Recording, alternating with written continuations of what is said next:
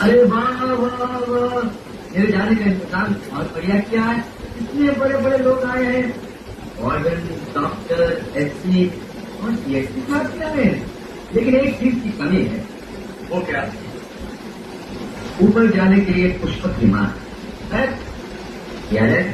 मंगल, मजाक छोड़ो और ऊपर वाले को याद करो। ये तुम्हारा आखिरी वक्त है। मिलन साहब, मंगल के दिन पैदा हो, मंगल के दिन खतरा क्या और मंगल के दिन फांसी की सजा।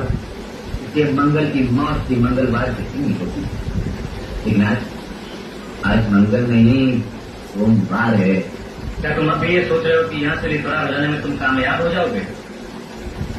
यस साहब, दुनिया में अभी तक ऐसा कोई फंदा नहीं बना जो मंगल की गर्दन में फिट हो।